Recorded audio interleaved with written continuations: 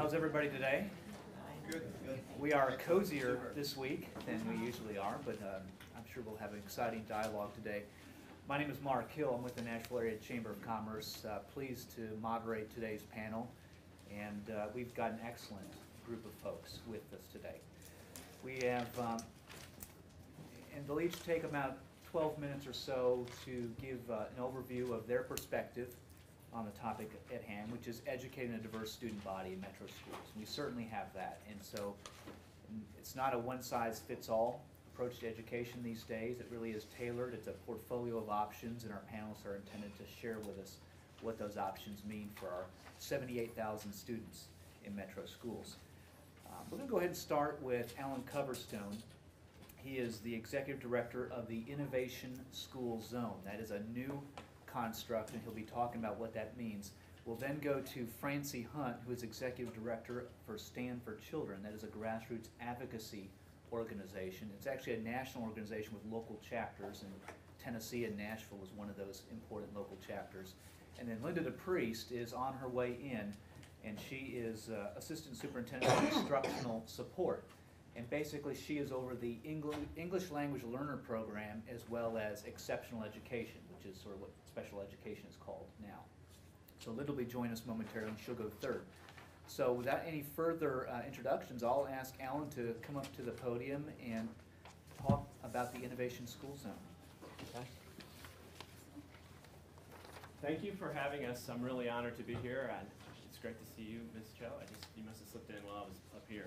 So I see a number of people in the room that I'm humbled to be standing in front of, so I appreciate the opportunity. Can you all hear me in the back? Thank you for turning that up. Let me go ahead and take care of this up front, because I'm going to get in trouble for it when Dr. DePriest gets here. She'll want you to know it's my fault that she's behind, and so I'll just go ahead and take that right now. When you bring her in and make sure you tell her that I told you it was my fault. We were over at the Martin Center working on some things, and we just got our signals crossed in terms of leaving, and I wanted to get over here and make sure we could get started on time. So she's on her way, and I think we're going to feed her in at the tail end of what I've got to offer here.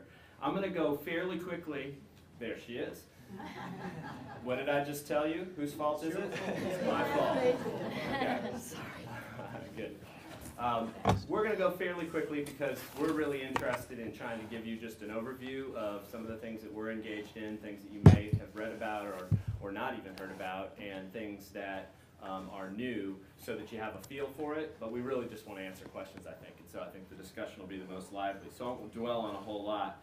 My focus, as Mark already said, is this innovation cluster, and what it really means is that we're carving out a section of schools that are a variety of different options. I've got charter schools, magnet schools, and then these turnaround schools, which really stand to be hybrids of a lot of different things that are going on. We're looking at this as a portfolio of different options which can respond to the different challenges that exist in providing high-level education for students today, both because of the differences in the students, but also in the differences in the world that they're going to inhabit from the world that we inhabit and that we have kind of come up in.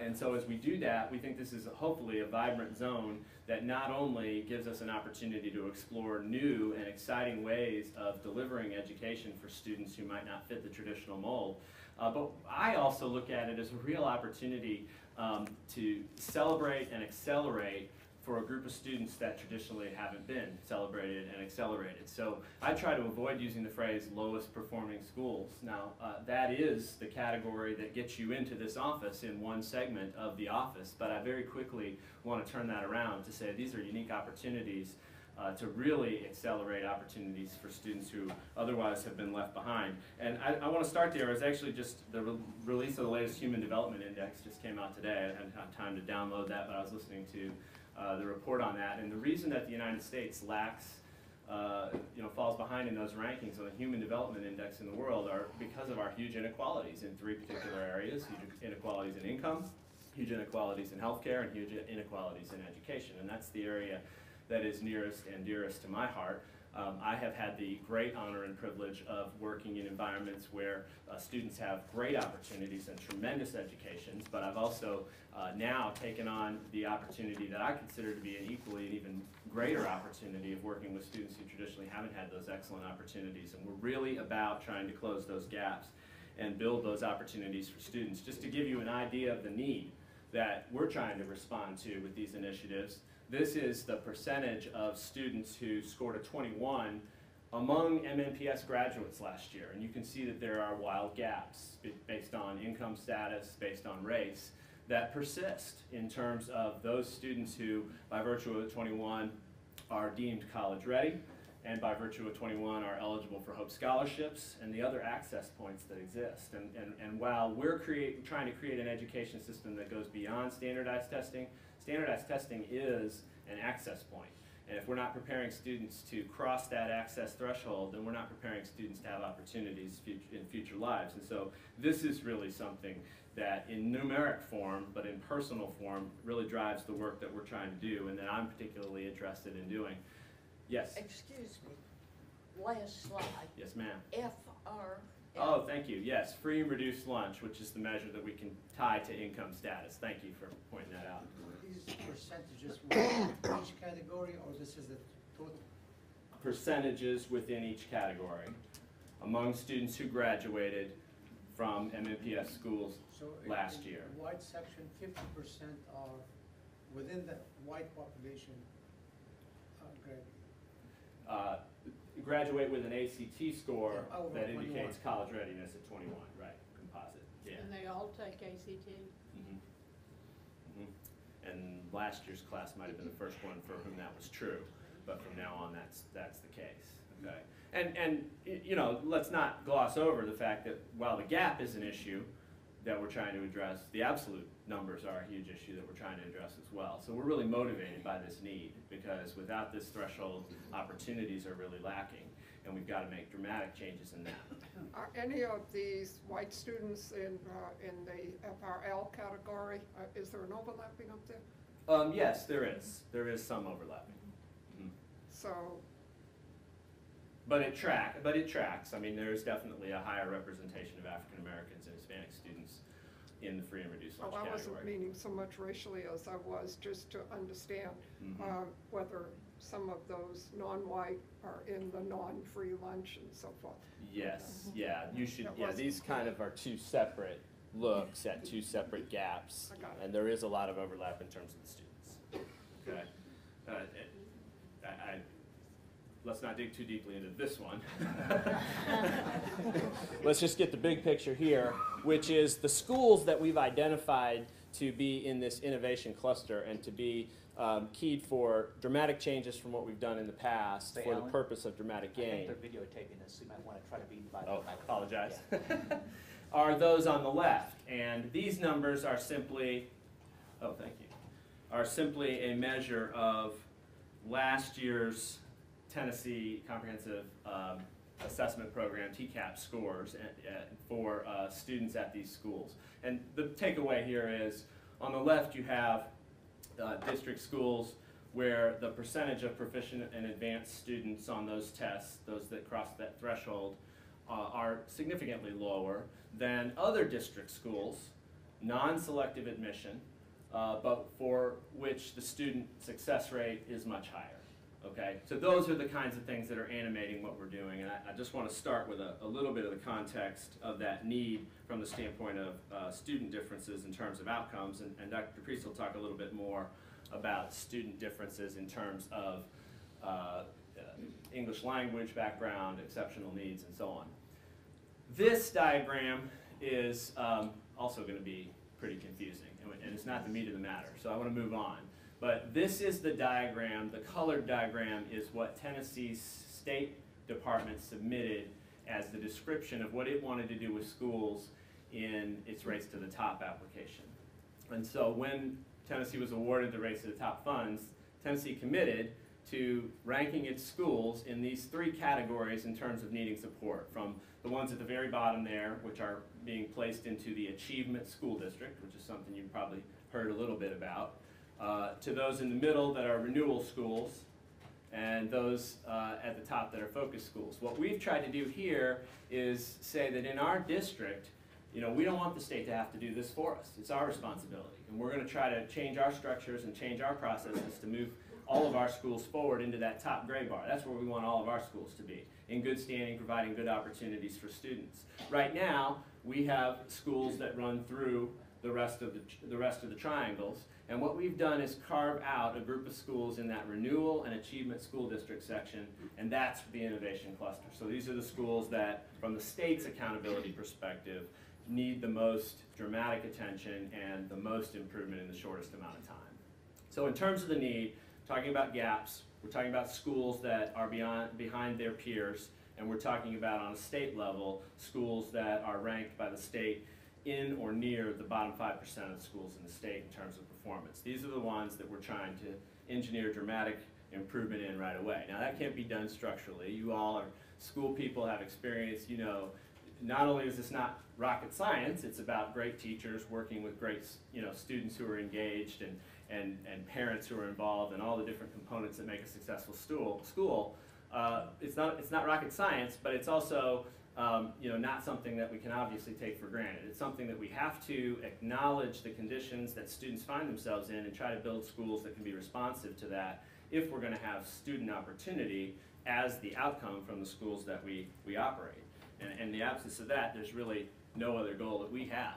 So the mission of our office is to transform the lives of students through dynamic instruction in collaboration with communities in order to maximize the opportunities that students have.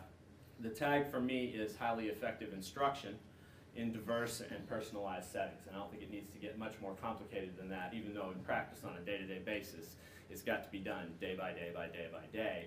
And what we want to do is create opportunities where that can happen much more frequently, much more consistently, and much more efficiently from the standpoint of the hard work that the teachers are doing in the classroom. So in terms of the office, we don't just have those 10 schools that are identified as the lowest performing and the innovation schools. We also are working with 6 schools that we have a magnet school grant from the federal government to implement magnet school themes in, and those are the schools in the middle. 2 of those are museum themed schools. One of those is an entertainment industry themed school, and that connects to the academies work that's being done at our high schools, and I think we'll talk about that a little bit in the future before today is over. And then 3 of those are STEM, science, technology, engineering, and mathematics focused schools. These themes are designed to get teachers working in teams, to get them to come outside of their traditional boundaries, especially when it comes to disciplinary boundaries, so that English and history teachers and science teachers and math teachers are working together on common problems that are authentic and engage the students in work across their classes so it doesn't seem quite so isolated. That get students working together in teams, because we know that one of the main skills that students are going to be able to be successful when they leave school and go to college or to career is that they have to be able to work in teams with people who are different from them. That means listening, that means talking, that means thinking, that means interacting, that means problem solving.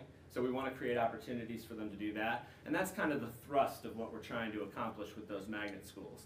And then we have the charter schools, which is a whole nother segment of schools that are independently managed, but which are accountable to the school district in terms of results. And we have a whole effort underway there to make sure that we're encouraging new schools to be developed and to be implemented and to bring in people who otherwise wouldn't be involved in public education, to provide public education at a high level, but we're holding them accountable for high-level results. And you're going to start to see schools that are not making the grade in terms of those results in the charter sector being closed and moved out of the sector, because that's a really important part of the whole charter school bargain, which is that we give them greater flexibility in exchange for the accountability that we're going to hold them to in terms of outcomes. And this is a part of diversifying our approaches and creating new options for student achievement as well. Yes, ma'am? When you go back to the next slide, I think it was, could you define community? Yeah, That's absolutely. my question too. That word in there is meant to include different slices of the community. So we want our schools to be communities themselves, but we also want them interacting with the broader community, whether that's parents, whether that's community organizations, whether that's churches or other neighborhood organizations or people that are around them. I think just in general, we want a number of different communities intersecting. Is community not difficult to get when you have students being bused all over the city? Well, yes and no, but I think that there's a high rate of mobility for people in terms of their workplace as well. And so people live all over the city and work together. They have to work with people who are from different parts of the city. I think that's a part of the economic realities that students will find themselves in. It's a challenge, just like income status is a challenge, just like parents' work status is a challenge. There's a lot of challenges, no question about it. But what we're trying to do is to reimagine how those challenges can also create opportunities, because they're the ones that we're dealt when we're dealing with the students who come to our schools, and we've got to try to give those students the greatest opportunity to be successful that they possibly can. So absolutely, and there's a lot of changes like that that shape what we're doing, and we're trying to be creative and find things that work in different places to create those, solve problems, which is the same thing we're trying to ask students to do in the end. Yeah, but that's a good point. Okay, this is the last thing I'll say. We're focusing on these three areas right now in terms of developing unique schools, especially within the innovation cluster. It starts with leadership, and I hold the principals in those schools accountable for how well they develop and how effective their leadership teams are. And that's the focus. At the end of the chain, if they develop their leadership team, and their leadership team become leaders who then are able to develop their teachers by relinquishing and supporting and encouraging and holding them accountable for the goals that they have, the focused goals that they have. And then the teachers turn around and do that with the students. That's how a school works. At the end of the day, the students determine whether or not the students are successful in school. But the conditions that pass that responsibility down, along with the necessary supports to make it happen, has to begin at the top. And that's on me, and that's on every one of us at the school district to make sure that we're laying the foundation for our leadership at the school level to do the same thing, to lay the foundation for the leadership next level down. I thought it was interesting that you said students at the end of the day are the ones that determine the success of the school. So let me ask you, are teachers in the charter school also evaluated according to the new evaluation system? Yes, they are. Even though you say that students are the ones who determine the success? Well, the new evaluation rubric is focused on teaching and learning. And so it is focused on that kind of distributed leadership where a teacher in the classroom is distributing responsibility to the students effectively. I mean, I think that is a big challenge as a teacher. It's the same challenge a principal has. When we're under the gun, we're under pressure, and we want to see achievement, and we're getting pressured to produce achievement, our tendency is to go in the wrong direction. If I have to get my team to succeed, I'm going to take all the responsibility into myself because I'm the one that's being held accountable. It's exactly the wrong move. We all know that for a team to succeed, I've got to create the conditions where I get the right people doing the right things, and they've got to be the ones who actually deliver. And I think it's the negative reaction to these things that has caused as much of a shrinking of our capacity as anything else. And so that's the natural reaction, but moving in the other direction is what we're trying to do. Yes? What steps are you taking to deal with the social emotional learning and the mental health issues that these especially FRL students bring? Yeah, let me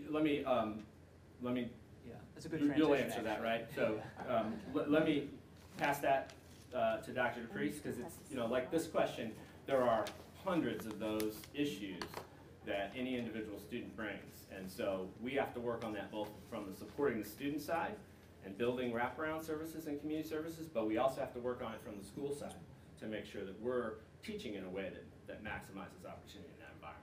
And these are all great questions, but we have three presenters, and so if it's an issue of clarification, absolutely, raise your hand and ask that question, but we're definitely going to have lots of time to delve into the details. So thank you, Alan. Yes, and I apologize for being late. I got here as quickly as I could. Alan left me. But anyway, that was a really good question about social emotional learning. Our district, like many other districts across the United States, have spent so much time chasing federal benchmarks for AYP that we've tended to overlook what we in the field refer to as the other side of the report card. All of those things that help a child be successful in school that's not directly related to reading and writing but in mathematics, but is certainly a very important factor. So I'm very glad you asked that question. We have been identified as a district with promising practices in the area of social and emotional learning. And last week we're visited by 5 researchers across the United States with a group called Collaborative for Academic, Social, and Emotional Learning who visited us. and looked at our schools. They were in 6 schools, which they randomly selected. They didn't let us choose. And they walked in and looked at classrooms, identified issues with climate and culture that they thought were very, very important. And when we left after the end of the second day, they said, "We look forward to seeing you soon." We won't receive official notification until the end of November, but what comes with it is a very strong consultant and some funding to really help us push our district ahead so that we're really speaking a common language and doing the right things for kids, because all kids don't come to school really ready to learn. And so that's what we're really trying to do. So thank you for asking that question. I'm very proud to share that. Well, I have oversight over the English Language Learner Program and Students with Disabilities, the Exceptional Ed Department. So what I wanted to share with you, if you'll look just a little bit of the information, if you look at Nashville, Tennessee in the orange with 11,100 students, these are the number of students who are considered limited English proficient under No Child Left Behind. And so these are students who are in school and who are maybe born outside of the United States, but not necessarily, who actually speak a language other than English in the home and who benefit from services, who would not be successful in a classroom that is English only without services. And we provide those services from teachers who are endorsed in English as a second language. So what's really interesting to me is if you look at the entire state of Tennessee, we have 38,000 kids who qualify for our whole state, but 11,000, roughly a third, and these are last year's data, we don't have current data yet, so roughly a third actually reside in Davidson County because there's so many opportunities here for families. So we have that strength of diversity with us. Second, I wanted to share with you a little bit about the languages that are spoken. We actually have over 95 languages that we know of in our city that children speak, children and their families speak, and we represent about 120 different countries. So when I say that we have like all of these languages, what's important to note is that many countries actually have different dialects within that country, and we don't really even know how to interpret those languages because they're so diverse and so interesting. So the top language in our district is Spanish. Most of these kids or their parents are from Mexico. About 10,000 of our students speak Spanish, followed by Arabic. And last year we had about 1,800 students who spoke Arabic, followed by Kurdish. We have a very large Kurdish community in Nashville with about 1,000 students, followed by Vietnamese, Somali, Lao, Chinese, and on down. So this is really interesting. When you also consider Memphis serves about, the Memphis City Schools is a district of about 111,000 kids. And Metro Nashville is, roughly about 80,000 kids. But you look at the number of kids we have about 22% of our student population. These are kids that don't necessarily receive ESL services, but just to show you the diversity of Nashville, 22% of our kids actually live in families where English is not the first language spoken in the home, as compared to Memphis, which has statistics running about 8,000. So the goals of our programs for English learners is obviously to raise the achievement level, increase the parent engagement, and really provide an inclusive culture. We've really worked hard this last year to raise the achievement level by partnering with Belmont and Lipscomb to have endorsement programs. This is one way we used our Race to the Top funds. So we are endorsing our classroom teachers so that they will have these skills to effectively serve English learners. What we know is that the skills and the strategies they learn really lift the achievement of all students. It's about teaching content, vocabulary, and those academic skills that kids need.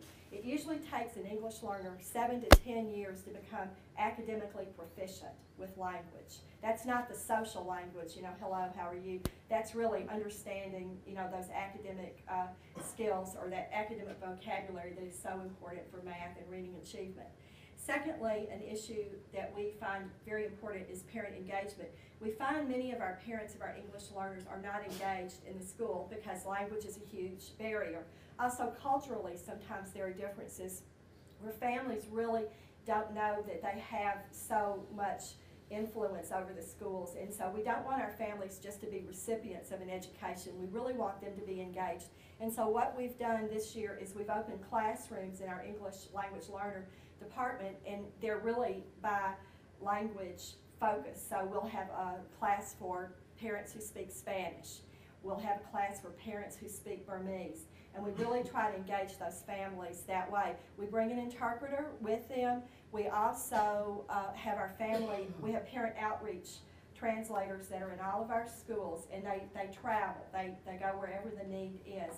And obviously there are some sections that have a population, a high Burmese population, say in the Overton cluster where most of our Burmese reside. So we really try to meet the needs that way. Our district also funds parent engagement specialists, and many of these persons are bilingual, and these persons work with the school and the community and the families and try to really make sure that families understand the information and feel welcome and warm when they come into the school. Finally, we've really moved toward a more inclusive culture in our district with our English learners.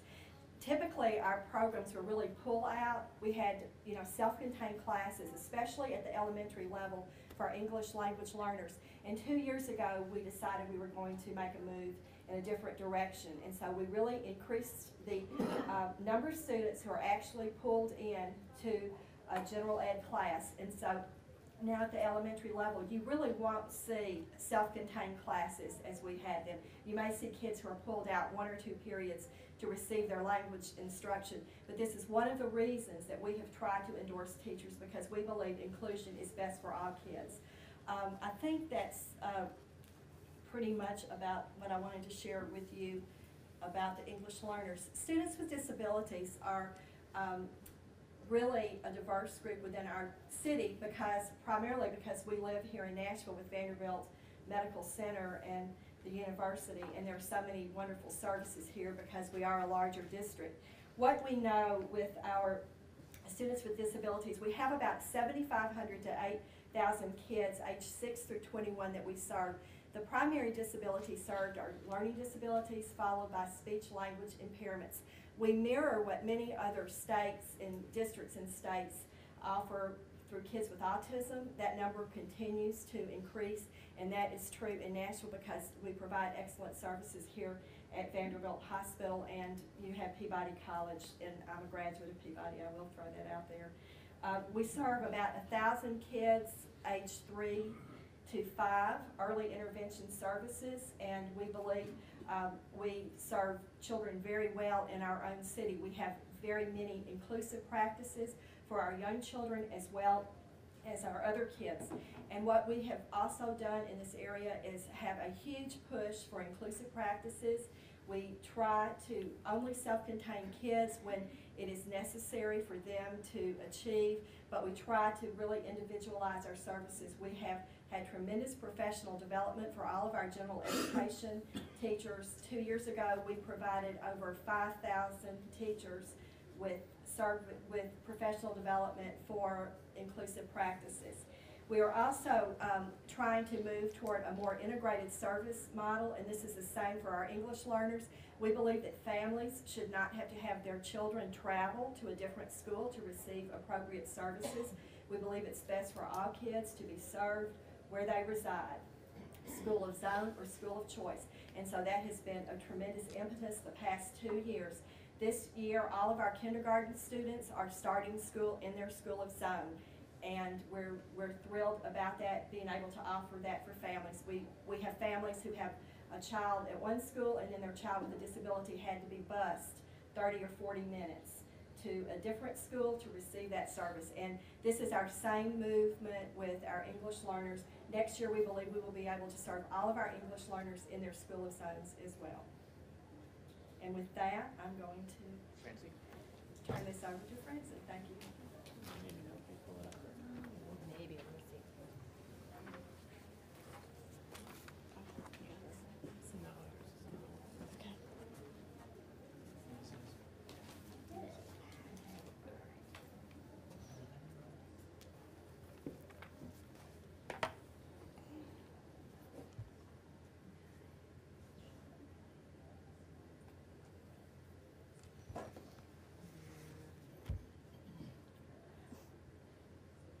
you know, when we think about school choice, there are so many great choices. I mean, I think with the magnet programs, within Metro, we have the academies within our high schools, and I'll talk a little bit more about that. We have lots of choices within Metro Nashville, which I think is a great strength of our district.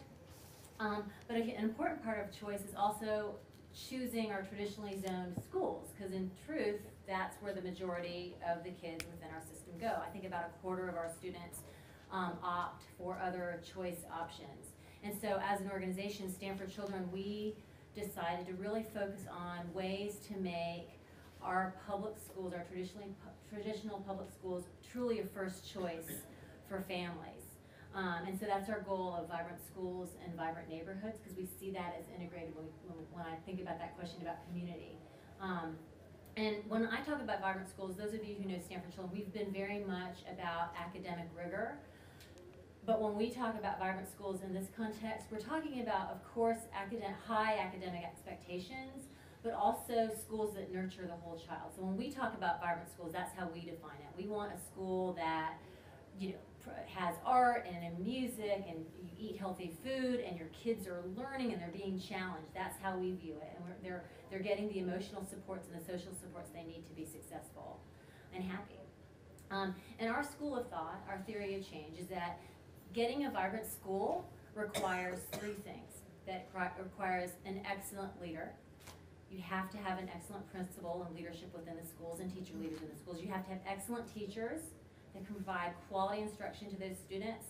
And you have to have an incredibly active parent and community base in support of that school. Now, for those of you who have been a part of maybe the education reform dialogues at the state or local levels, there's a lot of education reform talk. There's a lot of talk about human capital. And, you know, and teachers are certainly, and principals are certainly key components of what we think of as a human capital system. And the leverage that we bring as Stand for Children is really focusing not only to advocate for our best leaders and teachers, but to also build parent leadership. One of the things that we see within schools, especially some of our more challenged zone schools, is that you're limited. Your schools are limited in terms of human capital based on their school constituency. You know, some folks aren't going to come in with their BlackBerries and are they able to, you know, put in their calendar when the next PTO meeting is. You don't have folks that have raised a lot of money. They don't have the experience of putting together an agenda. So those are the kinds of things that we think are important to build up parent and community leadership in support of these schools. And in fact, Barbara helped us think about a new concept of building neighborhood support teams in some of our schools, and I'm excited that we're going to be working in some of the turnaround schools to help support that work. But I wanted to start off with that frame so you understand, for us, vibrant schools is much broader, and for us that's an important part of this choice discussion, because that should be a first choice. And the first test that we had was, if we're going to create a vibrant school, what is it that parents want? If you're really going to talk about choice, what are parents choosing to do? So we did three things to develop an expectations list. First, we did a series of school tours in various schools. We also did vibrant schools community meetings where we SWATs is, you know, where we analyze the strengths and the weaknesses, the opportunities and the threats, you know, within a school. Like, what are our strengths and weaknesses within the school? What's the strength and weakness within a pathway? Because we wanted to think about, you know, how does this pre-K or kindergarten child get everything they need curricularly all the way up the chain, all the way up into their high school? Because that's how parents think when they're making their choices. And then we finally also partnered with the district and Vanderbilt to do a school choice survey. And we did our first one this spring. You'll see with there's a new fall application process that's being launched November 2nd. And so our survey will be out during that time as well. And the purpose of the survey was to ask parents, what do you want? What are you looking for? How are you determining what your choices are? Are you looking at the websites? Are you visiting schools? Are you talking with principals? Are you just talking to the other moms on the playground? How are you knowing what a good school is? So we did those 3 things. This is where we did all the different school tours. That was important for us because lots of people have opinions about what schools are, but they haven't been in the schools for a long time. And it's kind of, you know, that saying, you can't step into the same river twice. I mean, it's the same within schools. Like if you visited a school 6 years ago, it's very different. That same school will be very different today. And we did, all right, this is where we did our, that work as well. So all of this culminated in a big list, which I should probably have enlarged, but let me tell you, you know, let me tell you, I'll just read it out loud because it's pretty powerful. So I preserved the language of what parents were saying. We took the data from the survey, and this is what parents expect of a vibrant school. Under the rubric of human capital, they say they want excellent teachers. They want collaborative teaching. They want accessible principals that are instructional leaders. They want consistency of principals from year to year. They want involved parents and community. They want good communication and strong relationships between parents, teachers, and leadership. They want guaranteed pathways and strong relationships between schools within a pathway. They want counselors and a diverse school enrollment. They thought that was a strength to have a diversity. They wanted strong support for special needs students. They want caring adults who treat young people with respect. And this came from our student population. Students wanted to have a voice in their own learning.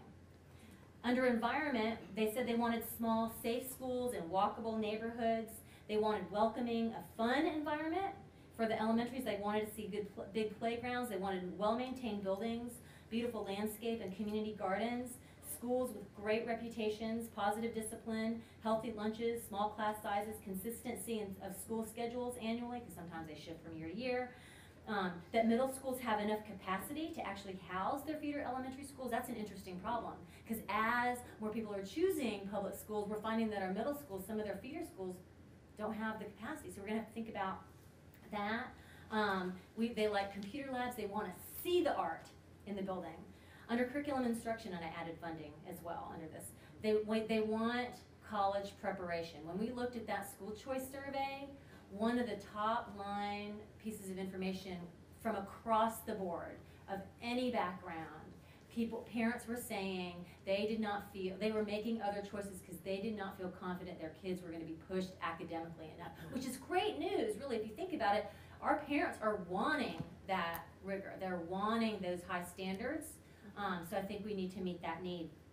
They want to see that all students have the same opportunities to attain an excellent education, strong academics reflected in test scores. They want more opportunities for gifted children. They want to see more honors classes, course offerings, and thematic schools and student enrollments that are consistently aligned within pathways. They want to see traditionally zoned schools that are competitive with their magnets. Schools, they like the concept of a year-round school. I interpret that as like they want to see expanded learning time available.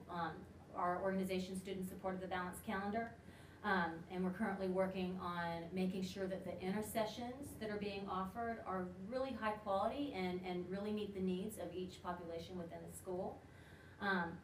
They liked project-based learning. Which feeds really well into the academies concept within the high schools. All of our major high schools have academies, and so there's an opportunity for young people who are in these schools to be college ready, career ready when they graduate. And it's also an opportunity to connect some of the teaching and the learning that's happening in the building to something that's relevant in their lives, so it's applicable. So I think that's for me, what's exciting about that effort within our high schools is that it's practically preparing young people, but it's also, in the broadest of sense, helping them learn more, helping them engage more in their community. And so they liked project-based learning. They liked the block scheduling in high schools. You'll also see that in our high schools where you have more time to really work through projects and think critically. So you have more time. There's more online ways to graduate. They like that grade speed. I don't know if you're familiar with that. I wasn't familiar with that when we were recording this, but it's a great online way to kind of see how your student's doing in live time, which is great. That middle schools start at 6th grade. Some of the folks felt that 5th fifth graders in middle school was a little young. Strong fine arts programs, individualized learning, so all students are supposed to excel. They want foreign languages offered earlier and continued all the way up the pathways. Everything that we know about young children, that's when you teach those other languages, is younger, and when do we actually offer them, right? They want at least 30 minutes of recess every day in the elementary schools. They want well-stocked libraries, sports teams, summer camps, and equity and resources across the district, and all of this will require adequate funding to make that happen. So that, you know, Alan said it's not rocket science. That's all we want. Give us a moment. Isn't that easy? All that to say, I mean, that's kind of where we are working day to day to ensure that we have those kinds of things in all of our schools, because we want to attract parents and satisfy the current parent base within all of our schools. So thank you. All right. Please join me in thanking the panel. So the theme of today's session is a portfolio of options, choice. How does that work? How do we meet the diverse needs of our families and students in metro schools? And we've heard a lot of information about that. And as in the past, we'll take now questions for any of our panelists, and I will repeat your question just so we can capture that on videotape and everybody can hear the question. So panelists, if you'd wait for me to rephrase the question, and then we'll jump right in. So I'll take the first question. Right here in the front, yes. I heard Governor Haslam recently talking about the school situation here. And he was, you know, begging and pleading to please give us more engineering students, this type of thing, you know, to go on with those high programs. But some of the engineers in the audience said that they needed more comprehensive practical programs in order to be able to work up to that degree because of the high cost of college and education and this type of thing. More of a practical background, and I don't see any of this. Everything seems to be geared toward, you know, college preparatory and maybe the higher degree. Maybe that's just what I'm thinking. But, so the question, there's a big, not only state focus, but national focus on what's called STEM, education, science, technology, engineering, and math, and those disciplines in particular, in order for America to be a competitive country in really today's economy, much less the future economy, we've got to produce more of those kinds of graduates. So with that focus, what about the practical side on it, the hands-on learning side? Because is it all academics, or is there a practical piece that Metro Schools is thinking through as well? Yeah, I think that's a great question, and we hear it a lot. And that you have to kind of talk working straight into it and now. turn it on. Well, I got a green light here. It's on. Hello? Yeah, Better? All right, just needed to warm up. There are a number of things, but the bottom line is there really isn't any separation in what we're talking about for college readiness from the practical problem-solving group dynamics that we're talking about as well. What you're talking about is dead on where we need to be. Students need to be able to solve problems, work in groups, communicate with one another, you know, and those are kind of engineering skills traditionally. Mm-hmm. And so if they're getting that in the entertainment industry school, or they're getting it in the health sciences school, but they're working on solving problems, and they go on, they could get an engineering degree later on. So I think what we're trying to do is kind of align with that general progression. And I think it's important to say that increasingly, you know, the tests that admit you to college are not necessarily measuring those things. And we've got to continue to do two things at the same time, because we just can't ignore the fact that the college admissions system is still heavily weighted towards success on those tests, and then go teach something else.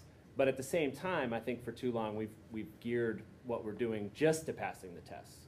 And so when we talk about college readiness now, we're talking about college and career readiness. We're talking about that more comprehensive set of skills, and that, I think, is the common curriculum that we're shooting for in all of the different choices that we're after. Okay, do we have a question on this side of the room today? Yes, in the middle. Well, I have two questions. I just wondered, had all of you been teachers for any length of time? Okay, so the first question is, have our panelists been teachers for any length of time? Well, I'm older, so I'm going to answer first. Yes, I was is it? Yeah, you just got to talk straight into it. Can you hear? Temperamental. Okay.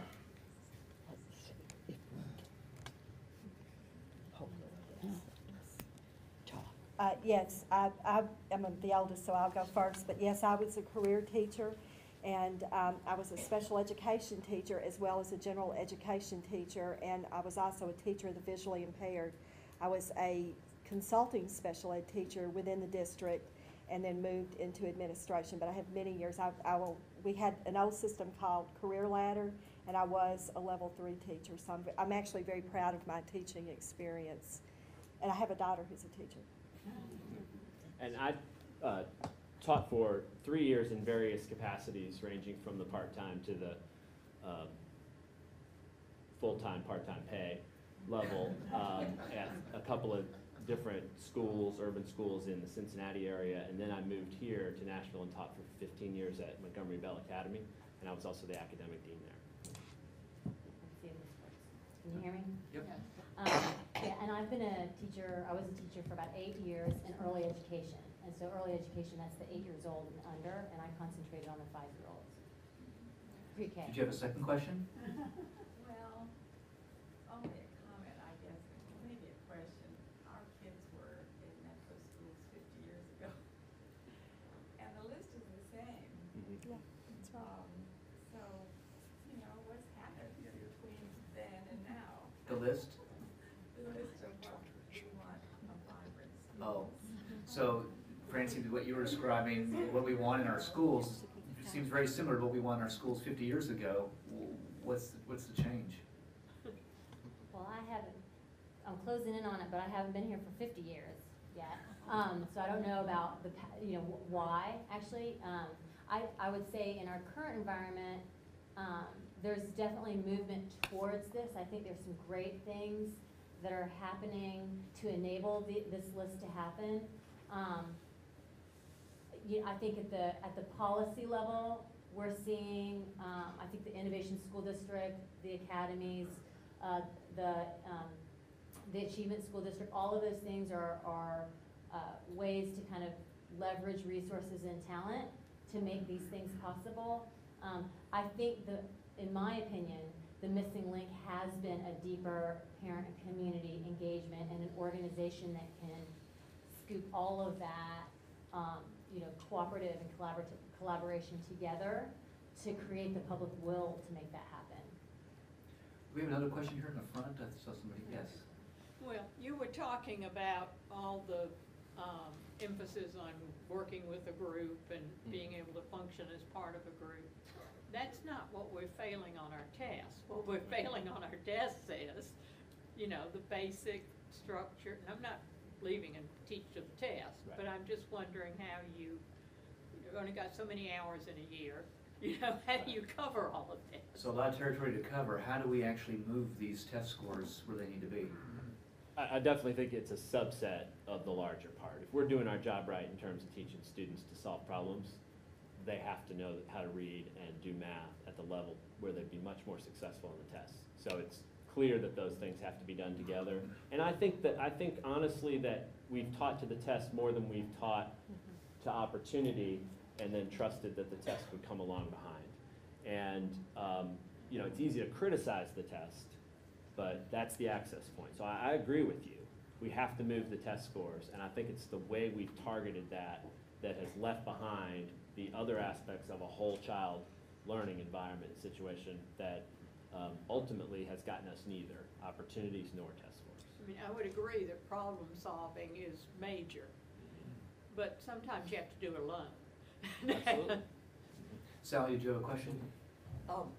We've not heard anything about the academies, and that's a big change. So one of you, two of you, if you would address that, please. Sure, I'm happy to spend a few minutes on that. So it really started, so we have not heard much about explaining what the academies are in our high schools. I think several folks have referenced that. It's gotten a lot of attention over the past year in particular. So about 6 years ago, there were a group of high school principals in Metro who basically saw No Child Left Behind, the federal law that requires proficiency, 100% proficiency by 2014, saw that in the future and saw the writing on the wall and said, if we don't radically change how we are doing high school education, we are not going to be successful. You know, we're going to get taken over by the state, we're going to get fired as principals, or a big or bad outcome. And to their credit, that group of 8 principals sort of looked across the country at different models about how to do this better. And as an observer of the school system, I'll tell you, high schools were our weakest link 5, 6, 7 years ago. I could use stronger language, but let's just leave it at that. And so it was a real emergency in our high schools, and these 8 principals looked at the small learning community model, basically. So, you know, the traditional high school that I went to, and many of us went to in this room, so the comprehensive high school is one size fits all, very impersonal, very large in some cases. The idea is to take those high schools and break them into smaller groups within the schools, or schools within schools. And so that you're building relationships, so that kids are getting to know their teachers over multiple years, they're getting to know their principals, their counselors, they know each other, they feel connected. The other piece is that where this is done, they tie it to a career theme, so that basically you could have a health academy, for example, within a high school, or an IT academy, or a business academy, or a hospitality and tourism academy. And there is, of course, you're tying in the relevance of the curriculum and what kids are learning. So the idea is that they're getting all their core academic subjects. They're being prepared for college. They're getting their traditional math, science, social studies, and English, but they're also taking some specialized courses that relate to that industry. And if this is done really well, and this is the hardest part, if the teachers are working together, you are integrating examples from that industry into that algebra class, or into that biology class, or into that English literature class. So that kids, as they move throughout the day in their academy, they're getting all these core academic subjects, but they're understanding why they're learning this, how this might be applied later on.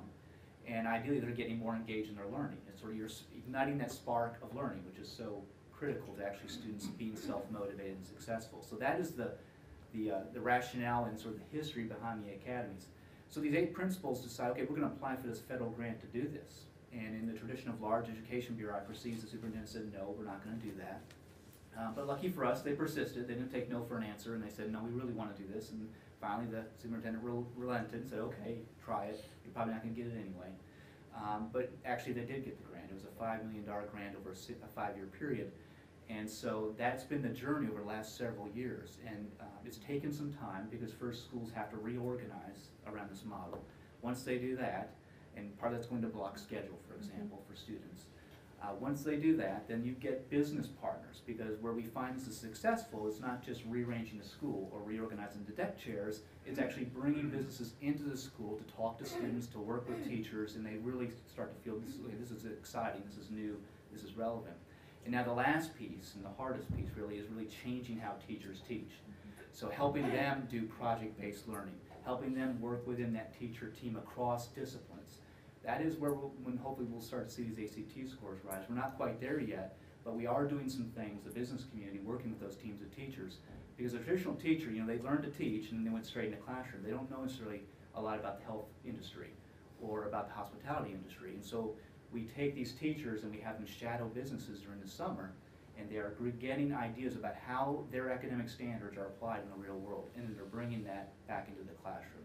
So that is a sort of quick overview of what the academies are all about. They're now in all 12 of our zoned high schools, and what makes Nashville kind of unique and why a lot of cities are coming to visit us is the kind of scale we're trying to do this on. I don't know of any other city that's trying to do it in all their zoned high schools, and the term is called wall-to-wall, so that every student would be in an academy. And so that kind of, that scale, 15,000 students, we're talking about 1,000 teachers in those 12 high schools, that's pretty ambitious, and it's required a lot of businesses to really step up. And the great thing about Nashville is that we've seen businesses do that. We now at 150 different business partners have teamed up with our 42 academies in those 12 schools, and that number just keeps adding every week. So that's a quick overview of what the academies are all about, and we may have follow-up questions about that.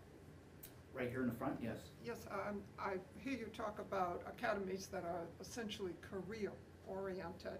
So what about the college-bound child and all of that? Is there an academy for that? Yeah, and that's an important point, because sometimes these academies get misunderstood as sort of revamped vocational education, and that's not really what they're about. As Alan said, in this economy, being college-ready and career-ready are essentially the same set of skills. Every graduate of high school will need to do something beyond high school, education-wise, to be successful, to have a decent paying career, and that may be a 4-year, that may be a 2-year, it may be a technical certificate, but it will be something beyond high school if they want to actually feed their family and have a quality of life that we all aspire to. So these academies are bringing in the career theme, but again, they're getting all their academic college preparatory courses. It's just bringing that relevance piece into it. So now for those students who may want to go into the workforce after high school, this is going to help them. This is going to give them some skills and knowledge and a leg up in the job market. But it's especially geared for those kids that are going on to some post-secondary education because they're going to be able to use these team building skills, these sort of problem solving skills in their higher education experience. And I'll tell you, as someone who's about to be a parent of a college student, I am looking forward to, it wouldn't be great if we all kind of had an idea of what we didn't want to do as we enter college as well as what we might want to do. It might prevent us from changing majors 3 or 4 times and wasting a lot of money and effort. And so that's part of this exploration is part of this model too, because it's really important for kids to begin thinking about that earlier on, and this model helps do that. It's a great question, thank you. All the way in the back here. Yes? Follow up on that question. How does the International Baccalaureate program fit into this model, and does it have business partners as well? Yeah, so International Baccalaureate is in 2 of our high schools. Alan, do you want to take that one? You know, I think there's tremendous, I still can't tell if this is on, but I'll just try to be loud. He's Francis. There is tremendous coherence in the approach of the International Baccalaureate model with the approach of the academies. You know, we've tried to teach the fundamentals, you know, and hope that that would produce results on tests, and for some kids it did and some kids it didn't. What we've not done is teach people the fundamentals in contexts, which is when they really remember them and learn them. And the International Baccalaureate is all about those contexts. It's all about those deeper understandings. It's all about those lessons being put into international contexts and learned in conjunction with other people and you know, being put to use. And so how that fits in is that's another strong program that we have in our district high schools, 2 of our district high schools that students can choose, along with other academies that they can choose.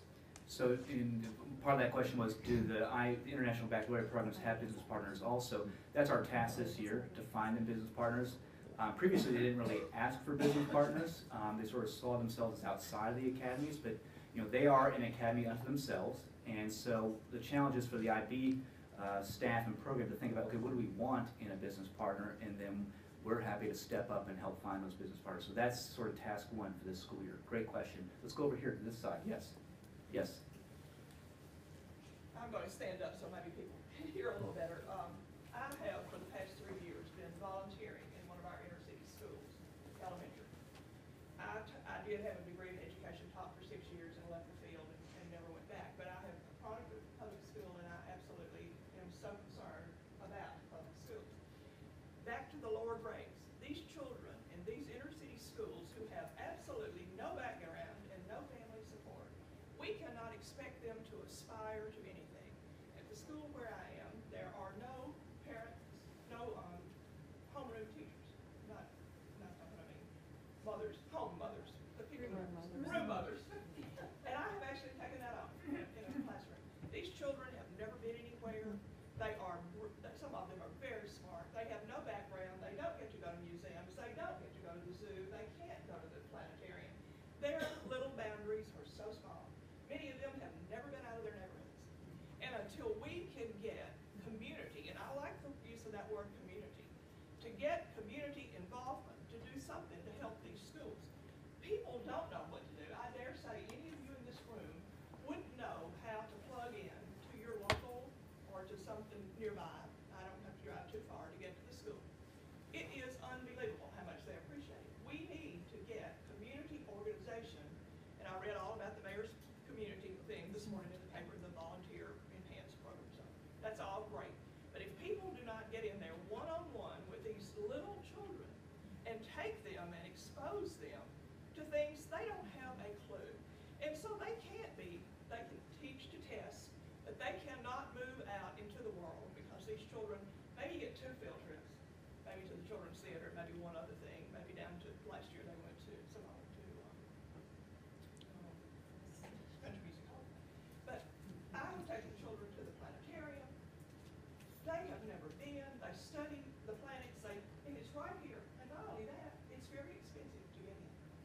they don't, if they do take a bus trip, it is so rushed and so quick, they don't have an adult with them to explain things to them. These children have no background, and our city is full of that.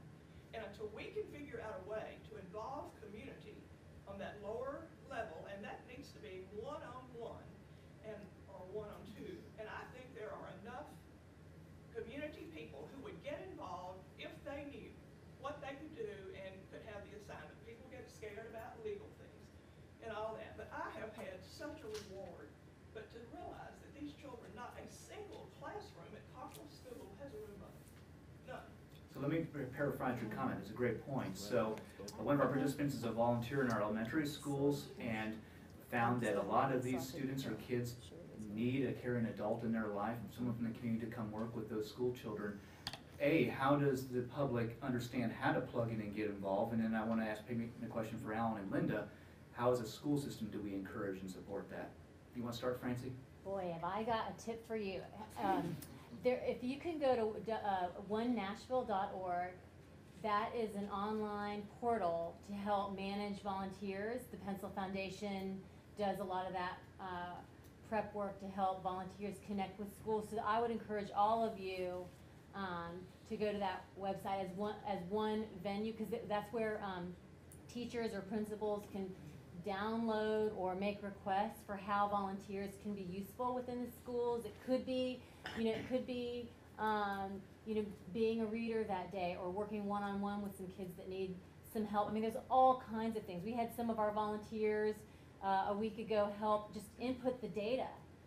And that's really important too, of student data, so that teachers can actually use that. So there's lots of opportunities. The sky is the limit in terms of what individual community members can do to help support young people. So onenashville.org is one thing that you can do. The other thing is, back to my comment about building that public will to help support the schools. I think in a moment in time, you can create unity. You can create a moment in time where people band together and work together to do something great. The challenge is continuing that unity over time, which is why you need to have organizations. So for that aspect of how to incorporate volunteers and that public will, I want to invite you to be on Stanford Children's mailing list. You can sign this, I'll pass it around for you, and we'll incorporate you into that effort and some of the communications around school funding, which is our effort called Friends of Metro Schools, to help support the resources to help some of those field trips and those enrichment activities to happen within the schools.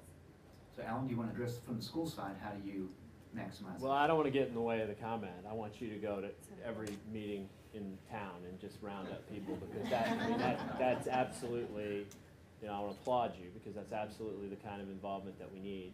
From our standpoint, we feel tremendous pressure to create opportunities and to reach out.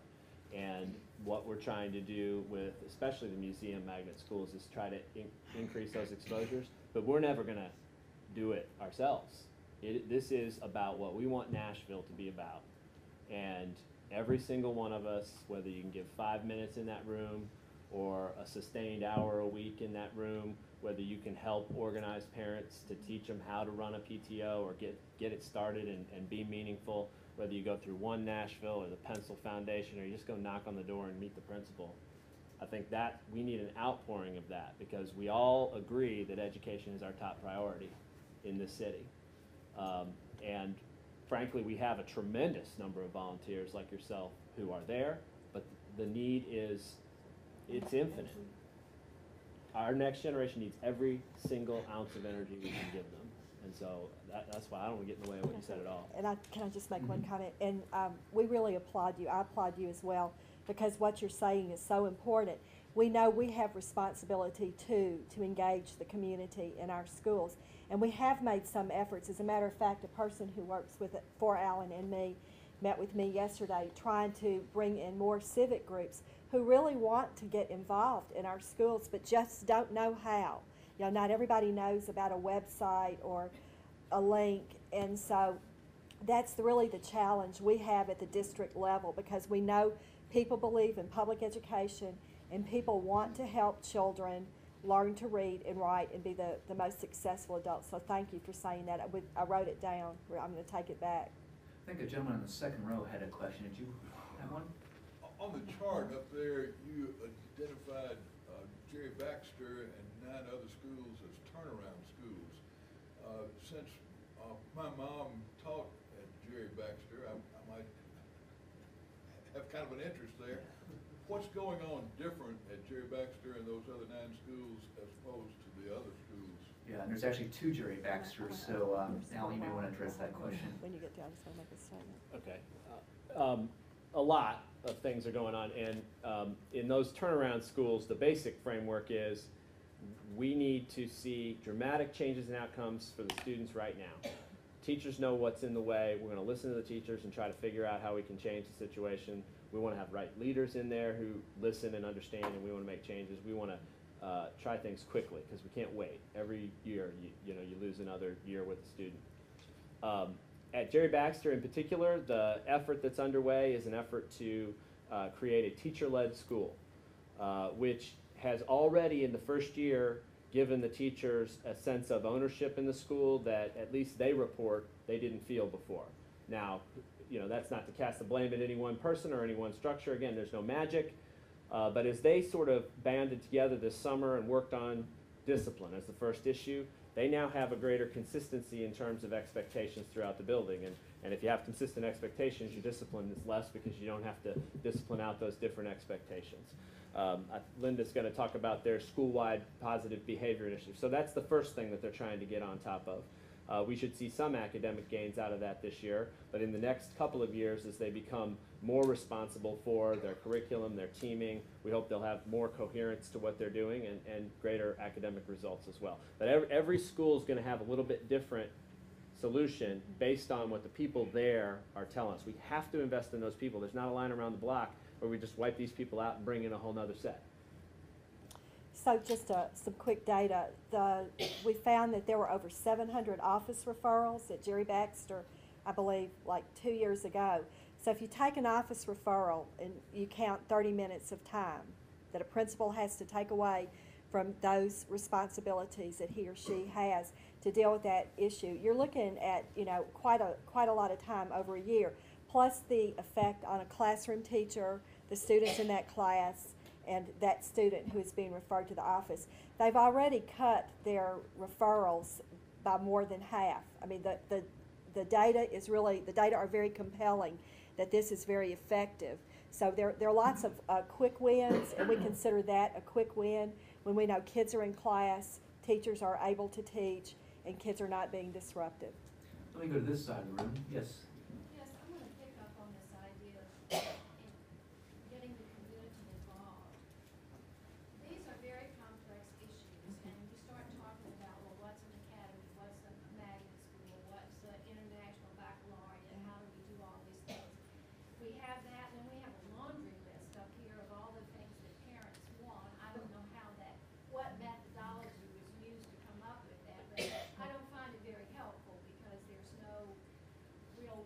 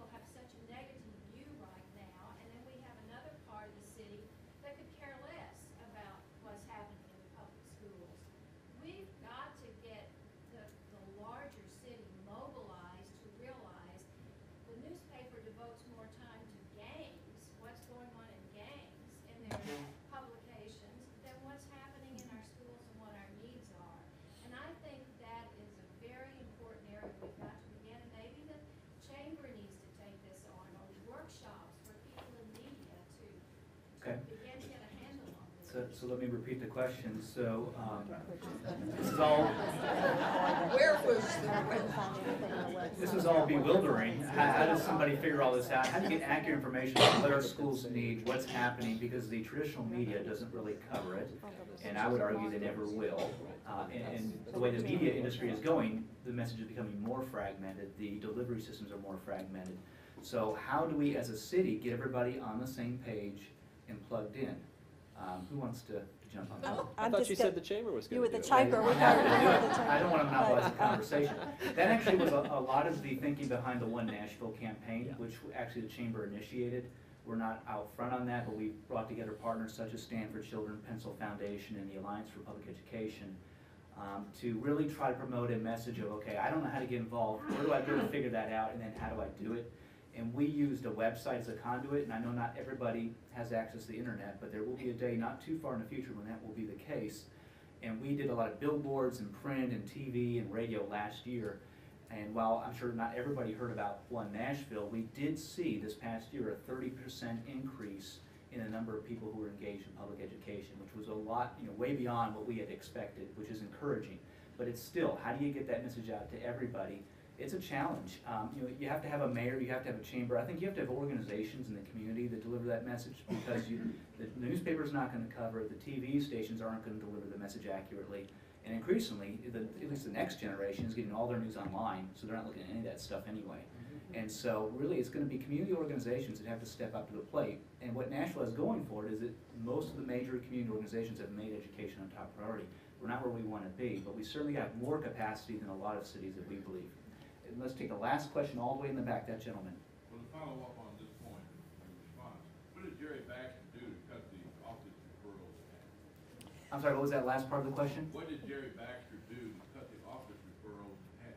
What did Jerry Baxter do to cut the number of office referrals in half? What we did was we went in and we looked at all of their suspension data. Can you hear me now? All of their suspension data and all of their referral data. So we really treated behavior as a skill to learn. And so we started by looking at why kids were being referred to offices, what was really going on in the classroom, where were those suspensions and office referrals really occurring? Were there certain hallways? Was this during lunchtime? And then we started teaching the skill. How do you line up? Sometimes we educators think that kids just know through osmosis how to line up. Well, they don't know. We have to teach those expectations. So we started on really the most basic of levels and moved that way. And then we started looking at, were there certain teachers who had more office referrals than others? Yes, there were. So what was really going on in that classroom? And did we have a common definition for no fighting? Just something like that. We tried to move down to very few school rules. We don't need like 15 rules, but just on a very basic level, we taught behavior, what the expectation was and what we expected kids to know, and we rewarded positive behavior instead of having a deficit model. And so the data they're really compelling, and you can see some of those on the Metro website if you will look at the board presentations. And it comes under, I believe that one was presented in the Department of Exceptional Education. So we actually have 32 schools that have adopted this model, and we believe that suspension rates are reduced. Kids are spending more time on task. We know that the teachers are happier. You have to have 80% buy-in before we will go in and work with your faculty, because everybody's got to really be committed to this process. So that's really where we just started on a very basic level. Let me just add that in our high school academies, we're seeing the same sort of trends. Yes. Discipline referrals are going down, attendance is going up, graduation rates are going up because kids are more engaged. We haven't yet seen the ACT scores move. That's our next task. Please join me in thanking our panelists today.